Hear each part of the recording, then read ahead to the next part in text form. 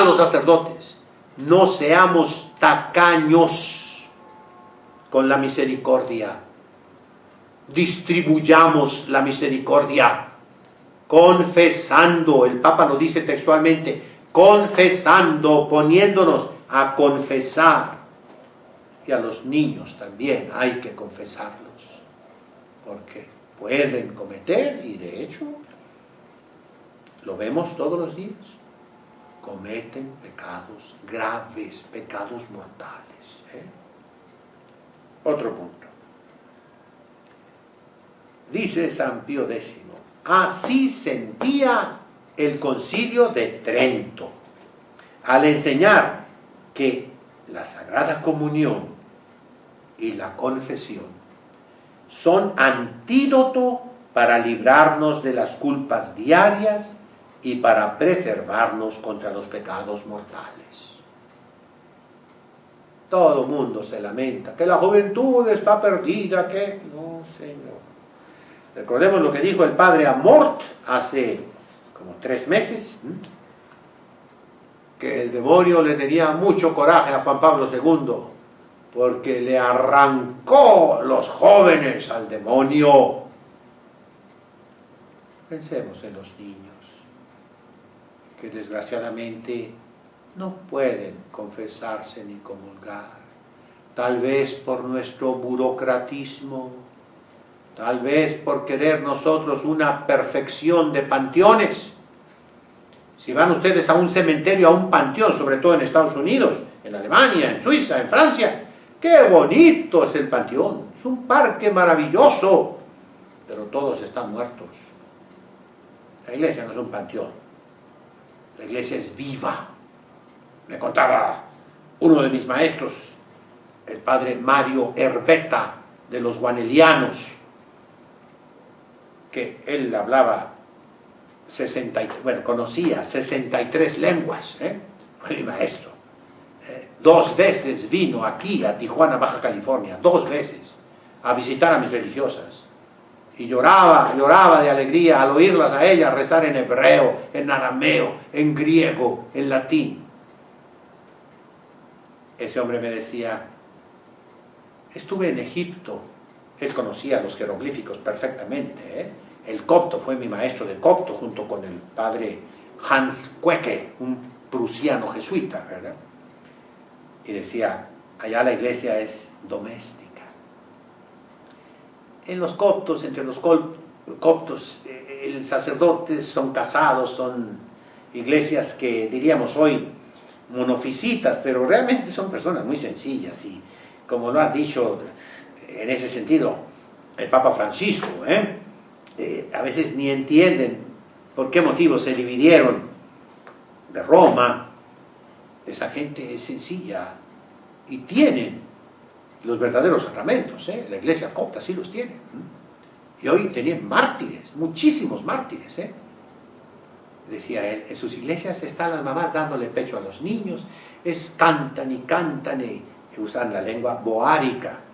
Los católicos unidos a Roma tristemente usan el árabe y se está perdiendo la identidad. Hay lo mismo acá en California, en Estados Unidos. Los unidos a Roma usan mucho el árabe. Algunos obispos ya están poniendo otra vez el arameo, que es su verdadera identidad. Los que están separados de Roma usan el arameo, no usan el árabe. Y es muy interesante eso, que el día en que se unan a nosotros va a ser rejuvenecer los ritos orientales, los ritos nacionales. Decía el padre Herbeta, en las iglesias ahí ponen ese lugar más fresco, es el único lugar más o menos bien construido, ahí almacenan el trigo. La iglesia es de todos, la iglesia es para todos, es muy hermosa, muy bonita. Y acuérdense con los orientales, le dan la Eucaristía a los niños de pecho, y así era también en la iglesia latina, lo acabamos de decir hace ratito, citando al Papa Santo San Pío X, ¿verdad? Así como a diario nos ataca la tentación, a diario debemos comulgar si es posible. Yo recuerdo cuando era niño aquí en Tijuana, y hay que entender bien lo que dice Sacrosanctum Concilium, el documento sobre la Sagrada Liturgia del Concilio Vaticano II, la comunión fuera de misa normalmente no se debe dar, pero hay excepciones. Yo recuerdo aquí en Tijuana, muchísimos caballeros iban a Estados Unidos a trabajar en aquellos tiempos, ahora hay más. Y usted veía la misa de 6 de la mañana. Antes de comenzar la misa, el sacerdote distribuía la Sagrada Comunión. Cientos de personas venían a comulgar y luego se iban a pasar la frontera a Estados Unidos a trabajar. Todos los días. Y en las misas comulgaban. Siempre había sacerdotes confesando. Y es bueno recordar, lo veremos luego, como Benedicto XVI dice, se puede estar confesando durante la Santa Misa. Sacerdotes, no seamos puristas, no seamos fariseos. El que se confiesa durante la Santa Misa está participando en la Santa Misa. Un ratito va a confesarse y regresa a la misa. No puede venir muchas veces a la iglesia. De manera que facilitemos la confesión, la Sagrada Comunión. No son cosas nuestras. Nos acaba de decir el Papa Francisco. No somos los dueños de los sacramentos. Somos administradores. Gratis recibimos, gratis démoslos. Y facilitémoslos. Se abre camino a toda clase de personas para comulgar diariamente, dice el Papa San Pío X, ya sean de madura, ya de tierna edad, exigiendo tan solo 2 condiciones: estado de gracia y pureza de intención. Es todo lo que se te pide, que estés en gracia de Dios, de manera que uno que está en adulterio, uno que vive la homosexualidad, que peca de sodomía, de gomorrismo, no estás en gracia de Dios, no puedes comulgar. Y si te atreves a comulgar, cometes un sacrilegio y te comes y bebes tu propia condenación al infierno. Y si hubiera algún sacerdote, obispo, cardenal que justificara eso, también él contribuye y también él se va al infierno. Eso nos lo dice el sentido de los fieles de todos los siglos. Vamos a ver la edad de la discreción otra vez. Los indicios de la edad de la discreción son claros, dice el Papa. La edad de la discreción para la comunión es aquella en la cual el niño sabe distinguir el pan eucarístico del pan común y material, de suerte que puede acercarse devotamente al altar. Así pues, no se requiere un perfecto conocimiento de las verdades de la fe, sino que bastan algunos elementos, esto es, algún conocimiento de ellas. Ni tampoco se requiere, óigalo bien, el pleno uso de la razón. No se requiere. De manera que, pues basta cierto uso incipiente que comienza. Esto es cierto uso de razón. Aquí entran también aquellas personas con capacidades diferentes, que tienen disminuidas ciertas facultades, pero que más o menos entienden. Si logran entender que Dios existe, que Dios vino al mundo como niño Jesús, y la diferencia entre el bien y el mal, y que Dios nos va a juzgar, y la diferencia entre el pan eucarístico y el pan normal, pueden comulgar. No les impidamos, mis hermanos, tengamos misericordia. Cuánto se cacaraquea la palabra misericordia, pero nos falta acercarlos a Jesucristo, fuente de la misericordia, ¿verdad? Recuerdo un profesor nuestro que nos decía, en caso de duda, si esa persona puede o no recibirla, pero ves tú que sí, que tiene deseos. Ya está grandecito nuestro Señor, decía ese profesor, para defenderse él solo, dale la Sagrada Comunión. No estoy hablando de divorciados vueltos a casar, ni de homosexuales que practiquen, no, Señor. No se requiere una edad más reflexiva para recibir la primera comunión y la primera confesión. La costumbre de diferir por más tiempo la comunión y exigir para recibirla a una edad ya más reflexiva, ha de reprobarse por completo. Y la sede apostólica la ha condenado muchas veces. Sede apostólica es la Santa Sede, es el Vaticano, es el Papa, es el Sumo Pontífice. Y así el Papa Pío IX, estoy leyendo a San Pío X, reprobó severamente la costumbre que se introducía en algunas diócesis de retardar la primera comunión hasta una edad más madura y predeterminada. La Sagrada Congregación del Concilio es un dicasterio romano que después se llamó Congregación del Clero y de los Obispos, y ahora va a recibir más modificaciones, ¿verdad? El 15 de marzo de 1851, fíjense bien, hace muchísimos años, corrigió un capítulo del Concilio Provincial de Rouen, en Francia, que prohibía a los niños recibir la comunión antes de cumplir los 12 años. El Vaticano condenó a esos obispos. Con igual criterio se condujo esta Sagrada Congregación de Sacramentos con la diócesis de Estrasburgo el 25 de marzo de 1910. Estrasburgo es en Suiza. En la cual se preguntaba si se podían admitir a la Sagrada Comunión los niños de 14 o de 12 años. Y respondió el Vaticano, que los niños y las niñas fuesen recibidos a la Sagrada Mesa tan pronto como llegasen a los años de la discreción o al uso de la razón. De manera que si el niño es tontito, pues a los 7 años. Pero el día de hoy, hombre, los niños te manejan un celular y una maquinita electrónica mejor que nosotros los adultos. Los niños son muy despiertos. Entienden perfectamente. Acerquémonos a Dios. No lleguemos tarde. Bueno, eso fue el Papa San Pío X en 1910, el día 8 de agosto. Con ese documento, Quam Singulari, está en el catecismo que tenemos en esta misma página de internet. Arriba hay unas etiquetas que dicen documentos. Pícale ahí con el mouse y ahí hay, en el número, creo que es el número 6 o el número 12 o el número 1, son catecismos. Y ahí está este decreto que acabo de recibir. Tú lo puedes bajar a tu computadora, lo puedes imprimir, lo puedes poner con letra grandotota, como tú quieras. Se lo puedes obsequiar a tu sacerdote preferido, o al que le tengas más confianza. Y aún a los señores obispos, con mucho respeto. Pero es necesario. Esto es un encuentro con nuestra iglesia. Esto es un encuentro con nuestra iglesia. ¡Vámonos!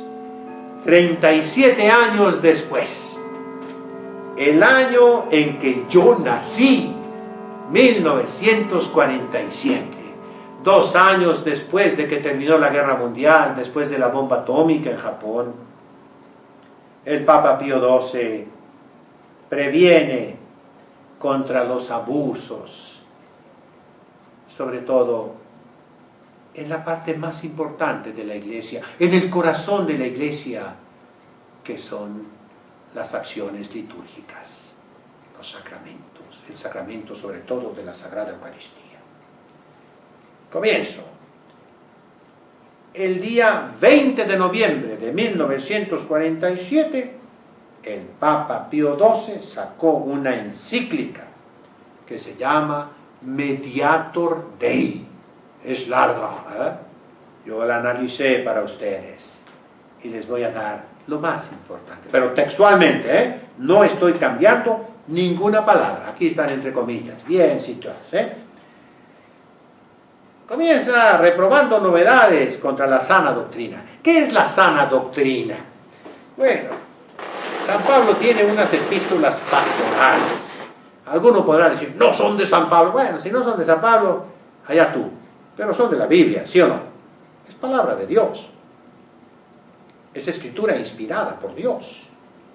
Y ahí dice un texto que se lee en la misa de los doctores de la iglesia. Erit in tempus cum sanam doctrina non sustinebunt. vendrá un tiempo cuando no soportarán la sana doctrina. Sed ad sua desideria coacervabunt sibi magistros, sino más bien amontonarán maestros según sus deseos. Tendrán una comezón en las orejas. Ad fabulas autem convertentur. Se van a volver a las fábulas, a los cuentitos tontos. Y le dice a Timoteo, tú vero vigila, tú en cambio vigila, estate despierto con los ojos abiertos. Y es lo que estoy haciendo yo, en mi deber, de sacerdote, de pastor, de doctor. Tengo 5 licenciaturas y un doctorado en materias sagradas. Una es en educación, pero todo es en materias sagradas. El doctorado es en teología bíblica, en universidades pontificias, y en tiempos en que se estudiaba muy duro, en que las clases, al menos varios años, todavía eran en latín. Bueno, vamos a hablar. Los errores se esconden bajo apariencia de renovación, dice el Papa Pío XII. Seguir con atención esta renovación a la manera en que algunos la conciben y de cuidar diligentemente que las iniciativas no sean ni excesivas ni defectuosas, que no pequen por defecto o por exageración. Por una parte, comprobamos con dolor que en algunas regiones el sentido, el conocimiento y el estudio de la liturgia son escasos o casi nulos. Eso está mal.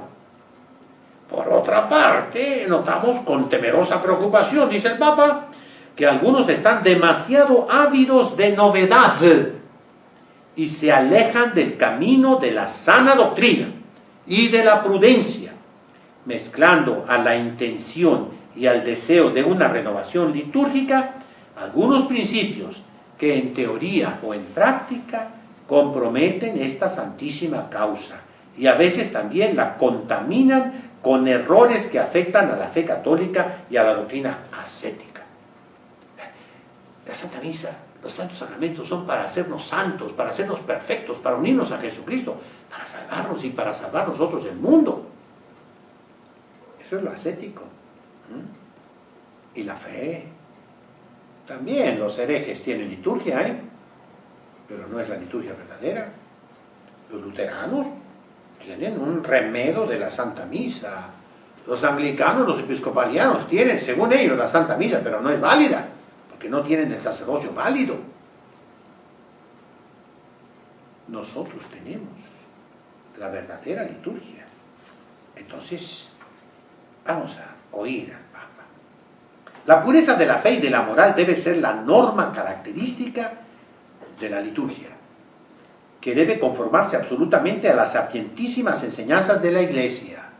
Es, por tanto, nuestro deber alabar y aprobar todo aquello que está bien hecho y contener y reprobar todo lo que se desvía del camino justo y verdadero. Esta encíclica la pueden ver en el internet, pónganle ahí Mediator Dei, y la tienen en español en el sitio del Vaticano y en muchos otros sitios, ¿verdad? Entonces, nunca admitir novedades contra la fe y la moral. Todos tenemos olfato. Cuando algo se está quemando nos damos cuenta. Cuando algo apesta, inmediatamente lo notamos. Así también cuando un sacerdote, un obispo, un cardenal mismo, alguien está diciendo cosas que van contra la fe que recibimos, contra la moral, debemos brincar. San Pablo nos dice, aunque fuera un ángel bajado del cielo que te dijera algo contrario a lo que tú recibiste, no lo aceptes. Entonces, todo lo que es exagerado no es católico. Será protestante, será hereje, pero no es católico. No crean los pusilánimes, que tienen nuestra aprobación, porque reprendemos a los que yerran y pongamos freno a los audaces. Ni los imprudentes se crean alabados cuando corregimos a los negligentes y perezosos. El Papa no endorsa ¿Mm? Ninguna exageración, ni por defecto ni por exceso. Entonces hay que reprochar severamente la temeraria osadía de aquellos que de propósito introducen nuevas costumbres litúrgicas o hacen revivir ritos ya caídos en desuso y que no concuerdan con las leyes y rúbricas vigentes.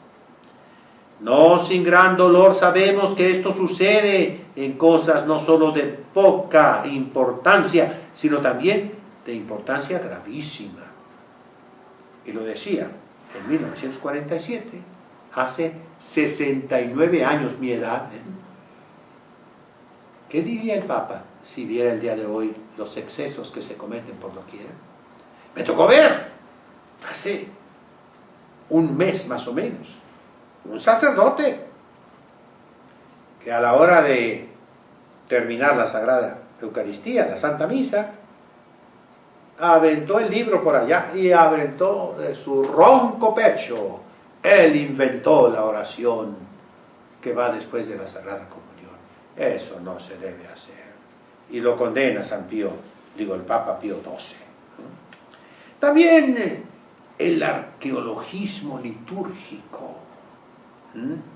La liturgia de la época antigua es sin duda digna de veneración, pero una costumbre antigua no es por el solo motivo de su antigüedad la mejor, sea en sí misma, sea en su relación con los tiempos posteriores y las nuevas condiciones establecidas. También los ritos litúrgicos más recientes son respetables, porque han nacido bajo el influjo del Espíritu Santo que está con la Iglesia hasta la consumación del mundo, y son medios de los cuales se sirve la esposa santa de Jesucristo para estimular y procurar la santidad de los hombres. De manera que alguno dice, entre más viejos sean los huesos, más fresca será la médula, el tuétano que está dentro. Te equivocas. La Iglesia ha hecho progresos. Un progreso es el culto al Santísimo Sacramento del altar. Es un progreso que se hizo a través de los siglos. No querramos volver siempre a lo antiquísimo, a lo arqueológico. En el número 77 de la Mediator Dei, da un marrazo, un martillazo en la cabeza a todos aquellos que tristemente... Vamos a escucharlo al Papa, ¿ok? El empleo de la lengua latina, vigente en una gran parte de la Iglesia, es un claro y noble signo de unidad y un eficaz antídoto contra toda corrupción de la pura doctrina. La doctrina se corrompe, es decir, se rompe, se despedaza. Uno dice una cosa, otro dice otra cosa, otro dice otra cosa. El latín nos une. Miren, las lenguas muertas. Del latín se puede discutir que sea una lengua muerta, porque la usamos. Yo predico en latín y ya estoy subiendo algunas predicaciones en latín al internet. El latín lo uso en las clases. Y es obligatorio usarlo. Ahorita, cuando lleguemos a ver a Juan 23, vamos a ver que Juan 23 nos manda enseñar la filosofía y la teología en los seminarios en latín. De verdad que el latín es viviente. Pero supongamos que es una lengua muerta. ¿Por qué se dice muerta? Porque las palabras tienen un significado fijo, fijado ya, que es el mismo para todos los países. No así las lenguas vivas, que están en constante evolución. Y lo que hace 50 años significaba una palabra, ahora puede tener otro sentido. Una onda era una ola del mar.